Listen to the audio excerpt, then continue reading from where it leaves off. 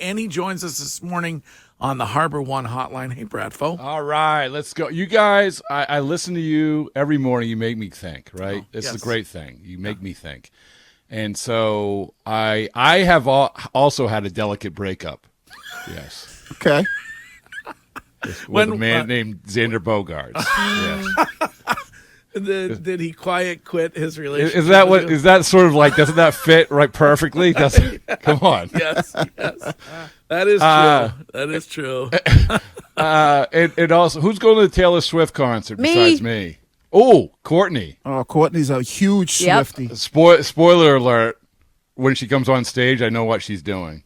I do too. I mean, I watched after she did her opening night in Arizona. I watched the opening of it. No, this is going to be different. Wiggy, what's she going to be doing? What's she going to be yelling? Let's go Red Sox. No. Oh, she's going to come out and say, McFarlane, you need your heat in hot water. Bradfo, you're not going to that show, are you? No, but this is another question I have. So I'm going to actually out to San Diego. I have a question for Courtney. Mm-hmm. Okay, so I don't know how much your ticket costs, but right now the tickets are at I think $12.40. Yeah. Right for one ticket. Yep. One ticket. If you had your choice, if I could give you a weekend of watching the great game of baseball reunited with Xander Bogaerts in San Diego for the weekend, or going to that one night of Taylor Swift, what would it be? That's not even a question for me, but you're not going to like my answer. All right. It's San Diego. Yeah. It is San Diego. I think that is the responsible choice, and that's the choice that makes more sense for me. Taylor Swift is, haven't seen her in 5 years here in Boston. So. Oh, wow. Listen, reunited and it feels so good. Yeah. There you go. Can I ask you, we talked about it earlier briefly, but can I ask you about Aaron Judge looking over toward the dugout and then hitting a home run? Is anything fishy going on there, or? According to Aaron Judge, no. Yeah. Aaron Judge said what he said. He said that he was looking over to see who was chirping from his dugout. Hey, guys, cut it out. Stop talking. Stop yelling. But the weird thing is that nobody had seen him do that, and it was so obvious. Like it was so evident of him.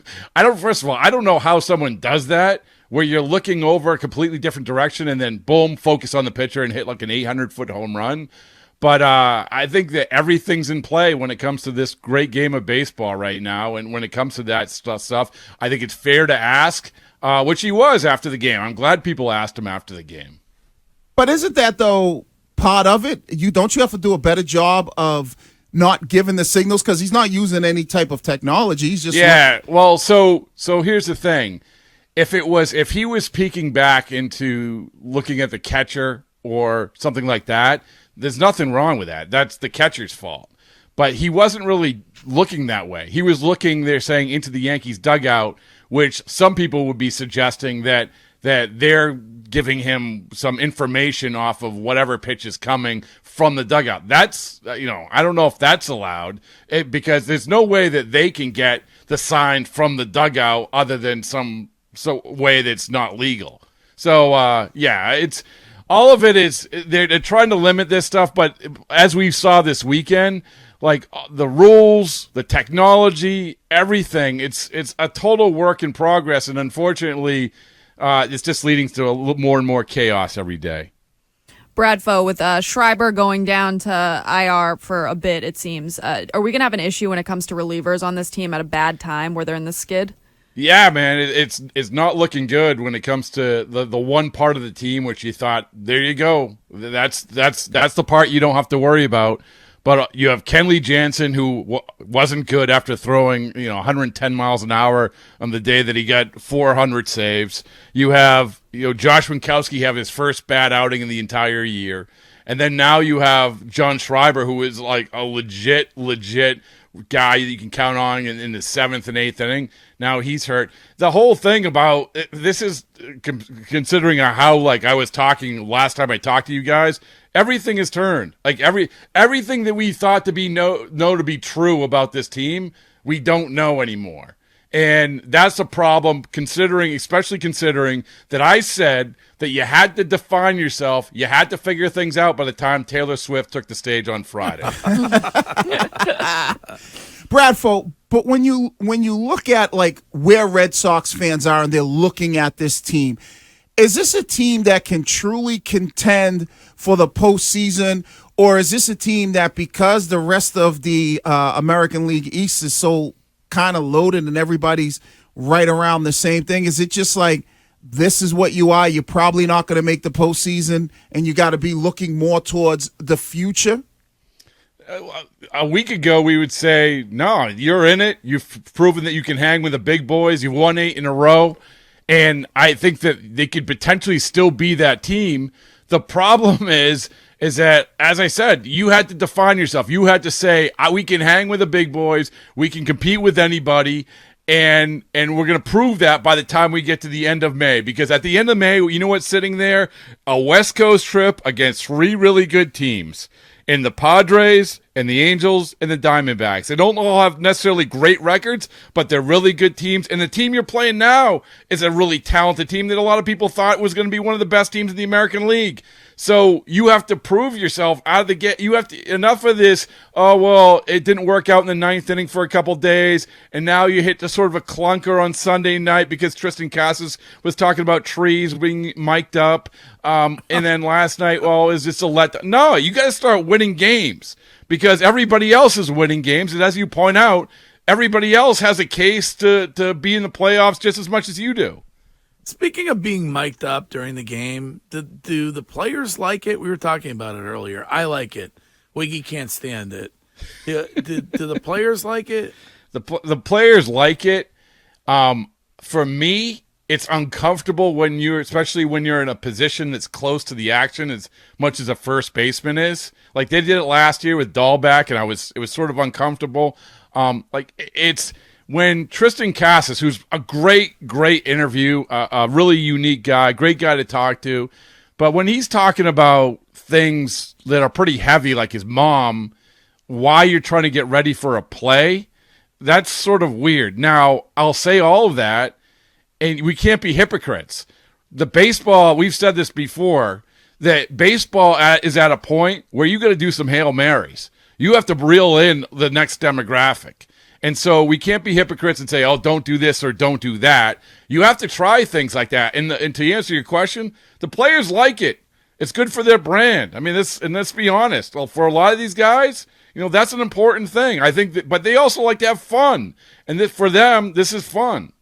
Bradford, it does feel like the moves that were made during the offseason and the guys that we've lost continue to bite us in the butt, because at a time where we're confused about our pitching and the strength that comes from that, like Michael Wacha had a career night last night with the Padres. What is it about some guys that we seem to let go and not think twice about that end up going on to being much better players than we thought they'd be? Well, it's a bad look in the sense that you have Wacha, who they showed pretty much no interest in bringing back for some reason. And then you have Corey Kluber, and you prioritize Corey Kluber, and it's just, these innocuous nothing starts so far from Kluber, so this up and down. Would Wacha be doing it in this division? I don't know. But you have to identify the right guys. And it comes back to that whole conversation that we've had a million times here. How come you don't prioritize the guys that you already have? Now, I know that they tried to get Nathan Eovaldi back, but it wasn't trying hard enough. That's just the reality. If you really want to get him back, you get him back. You go to uncomfortable levels. But they didn't, and now he went to the Texas Rangers. Well, they did another guy they did nothing with during the season as far as getting a deal done. And so, so they're... when you do what they did when it comes to guys like that, you're basically saying we're going to take our chances that your market value is going to go down by the time you hit free agency, or B, your market value isn't going to be what it is when it comes to the offseason. And the Eovaldi thing was a roller coaster. They make the offer, he turns it down, and then they spend the money, and then Eovaldi comes back, and it was sort of a mess. But you look at it, I just don't. it goes back to the Bogaerts thing. I hate to keep coming back to the Bogaerts thing, but there are so many lessons to be learned from John Lester, 8 years ago, and Xander Bogaerts now, which is sometimes you just have to be proactive. Now, I'll say this. It's been a good month for Heimblum. I mean, we can't ignore that. A lot of things that he has done have really, really worked out, and he deserves credit for. But the bigger picture, sometimes I think it does frustrate me that teams, that organizations, that front offices in this town aren't more proactive and don't get uncomfortable a little bit earlier in the process. Bradford, what do you think, like when you're looking at this baseball team, what do you think the biggest thing that they need to show that they are a team that can consistently, win enough series to get them into the postseason? Well, I think they just need to find out who they are. I mean, I know that's like a generic cliche answer, but you're a team that was third in the majors in runs. Okay, you're a good offensive team, and in the last couple of days, you can't score at all. You're a team that has all this potential as a starting rotation. And now the one guy that we know is your guy, Chris Curtis's guy, Chris Sale. My man. So, yeah, I mean, ace of the staff, best contract in baseball. I would trade him today, and I'm not kidding. Well, you know what? There you go. But if you trade him, then you have the one guy in the staff that you have a pretty good idea of what he is. You're letting him go. In 2 months, when he's hurt again, you'll say, Curtis, you were right. All right, I'll bet you a sweatshirt. I would. Well, Jackson will steal it. But Rob, you know this team better than most. I would say the most. You're the best Red Sox insider there is. How many years away are they from actual title contention? I don't think they potentially are that far off because of the way that baseball can break. We've seen crazier things happen. But the problem is, Chris, is that nothing's changed. So many things when you build a team like this, so many things you have to hit on. In other words, when you pay for the certainty of let's say 5 guys, pretty much you're going to have a good team that's going to be in contention. Look at the team they're going to play on Taylor Swift night Friday at San Diego Padres. Even though their record isn't great, you have a pretty good idea they're going to be pretty good. But, when you have this sort of team, which is good across the board, but maybe not great, then you have to have so many things go right. And they did. I mean, they did when they won 8 in a row. So to answer your question, I don't think they potentially could be far off, but they need the Marcelo Meyer to be really, not a star, but a really, really good player. They need these short-term deals to work out. You can't have a bump in the road when it comes to a guy like Kenley Jansen or a Corey Kluber. You can't have that. If you're going to build a team this way, you have to hit on a lot of things.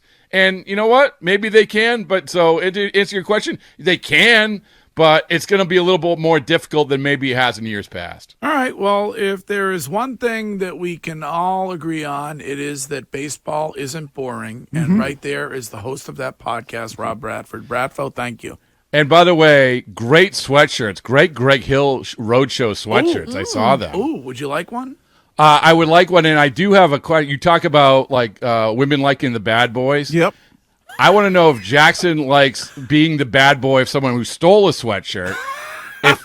If he errs on the side of the baseball as a boring sweatshirt because it's the thrill of stealing it over just being given it to him, like question. The Greg Hill show. Are you coming to a road show? Yeah, I would love to. You have one in San Diego this weekend? No, we don't. No. Are you getting a free trip to San Diego or something? You've mentioned Sounds like it is. Lot. Yeah. Let me McFarland. All right, Bradford. That's Rob Bradford.